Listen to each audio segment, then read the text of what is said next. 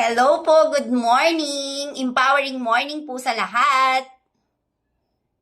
Wow, nakikita ko kayo po mga nakangiti lahat.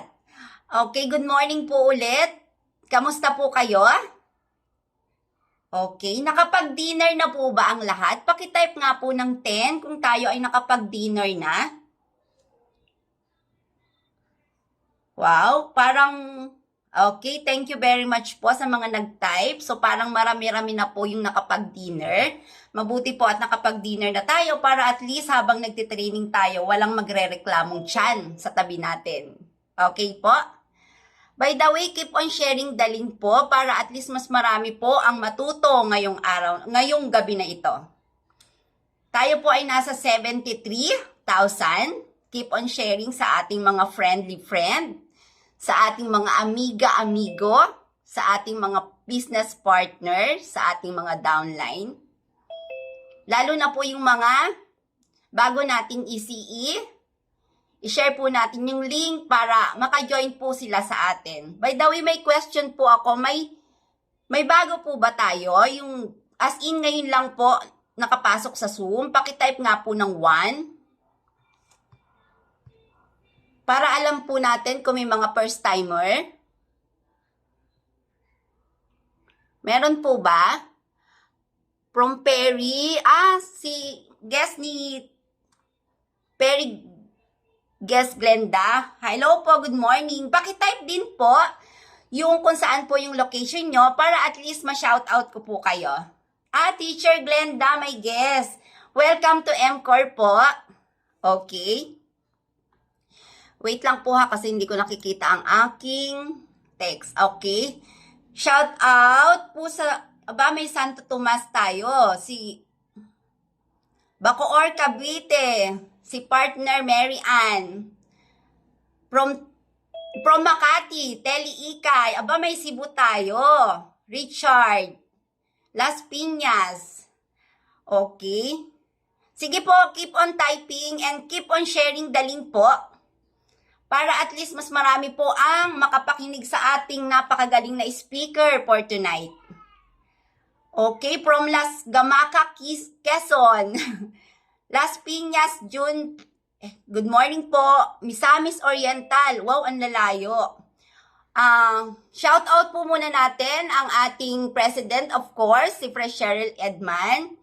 And of course, ang ating mga MMC Coach Mai, MMC Coach Sophie, MMC Coach Connie, MMC Coach Mary Ann. Good morning po sa lahat. From Tandang Sora, Perry Vicky. From Cabuyao, Laguna, si Ma'am Jennifer. Si Sir Edgar. Hello po. Wow, may Hong Kong tayo, si Miss Cheryl. Napapansin ko si Miss Cheryl, talagang lagi po siyang present. Okay, very good po yan. Kapag may mga training po na binibigay ang ating management, dapat po lagi tayong uma-attend. Kasi sandata po natin yan kapag lumabas na tayo. Kasi napaka-bless po natin kasi nagbibigay ng mga ganitong training ang ating company. Kasi libre po ito, i-grab po natin yung pagkakataon na maka-attend palagi ng training. And dapat po kapag may mga ganitong training, dapat po lagi tayong may daladalang empty cup. Bakit po? Para doon po natin ilalagay lahat ng matututunan natin sa bawat training.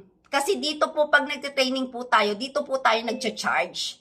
Para at least kapag lumabas na po tayo sa labas, alam po natin kung paano natin i-explain yung product natin. Para anytime na may magtanong sa atin kung ano ba to, kung anong benefits niyan, alam natin ang isasagot. Dapat po sa bawat magtatanong sa atin, dapat alam natin yung sagot. Yun po yung kagandahan ng pag-attend ng training. Okay? So by the way, nasa 89 na po tayo. Baka pwede na po tayong mag-start. Kasi ang atin pong speaker ay binabalyo niya po yung oras ng bawat isa sa atin. So bago po tayo mag-start, of course, pwede po mag-pray muna tayo. Okay po, hingin po muna natin ang guidance ni Lord. Let us pray po.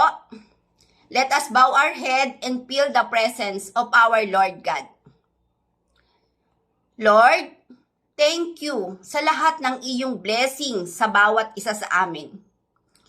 Thank you sa paggising namin kanina at nagawa namin lahat yung mga plano mo sa amin. Lord, thank you Lord sa mga oras na ito na magkakasama kami para matuto. Para ma-share din namin sa iba yung matututunan namin sa training na ito. I-guide po mo ang bawat isa sa amin dito na matutunan po namin yung dapat naming matutunan. I-bless mo po ng tuloy-tuloy ang MCOR at ang management para mas marami pa din po silang mabago ang buhay when it comes sa health and financial. Guide mo din po ang speaker for tonight. Bigyan mo po siya ng wisdom para madali naming maunawaan at mai-apply ang lahat ng kanyang ituturo. In Jesus' name we pray. Amen. Good morning po ulit. Okay, by the way, magpapakilala po muna ako. Ako po si Susan Cabral. Isa po akong plain housewife na may 2 estudyante at mayroon po akong baby na 2-year-old pa. Ang partner ko po ay isang seaman. And isa na rin po akong stockist dito po kay MCOR. Bakit ko po ginagawa si MCOR? Para po hindi na magsiman yung partner ko. Kasi alam nyo po seaman po kasi yung partner po, pero ang sinasakyan po niyang barko is tanker. So, ibig sabihin, ang laman po ng kanilang barko is gasoline and crude oil. So, napakadelikado po. Kaya po, good news po, kahit part-time ko po itong ginagawa si MCOR kasi nga po, full housewife po ako. Kumita na po ako dito kay MCOR ng almost 70,000 sa pamamagitan lang po ng posting. Nakikipag-connect lang po ako sa tao through social media kasi dito lang po ako sa bahay. Dito ko po nakukuha yung aking mga client. Hindi po ako pumapayag sa isang araw na wala akong post. Kasi gusto ko pong makilala yung product ko. Kaya po talagang hindi dadaan ang buong maghapon na walang laman yung story ko, walang laman yung reel ko, walang laman yung sa Facebook ko, lahat po yun. Kasi lahat po ng client ko, doon ko po siya nakukuha. Kaya doon ko po kinita yung almost 70,000 ko dito kay MCOR. So kung itutuloy-tuloy ko po, possible yung pangarap ko na mapauwi na yung partner ko. So by the way po, ipapakilala ko na po ang ating speaker for tonight at hindi po ako yon. Okay, ang ating pong speaker for tonight ay isa rin po siyang housewife. Ito pong taong ito, sobrang taas po ng respeto ko sa taong ito. Kasi po nung nakilala ko ito, alam niyo po yung passion, makikita niyo po kasi sa galaw niya, sa kilos niya, yung pagka-passion niya na gusto niyang i-share yung learning niya sa grupo niya at kahit hindi niya po kagrupo. Basta po mag-question ka sa kanya, andyan po siya, willing siyang sumagot at talaga po yung knowledge niya, yung kahit po yung sa earning niya, nasi-share niya po sa grupo niya and kahit sa hindi niya grupo.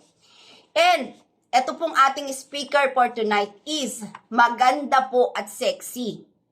Kaya po, ito po yung karapat-dapat talaga para ipaliwanag yung topic natin for tonight.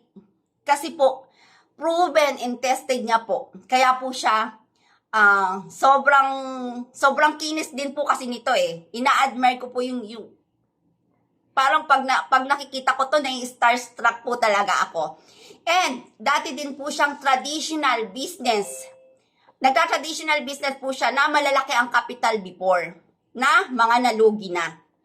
Pero, in doing MCOR po, in just 4 years, kumita po siya ng 40 million.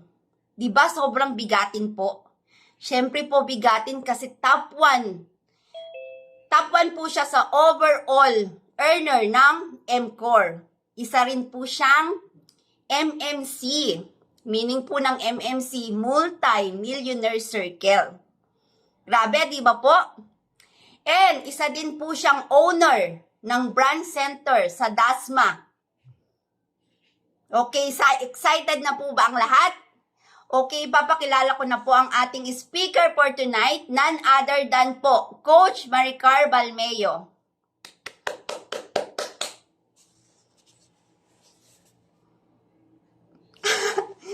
Hello po, Coach. Good morning.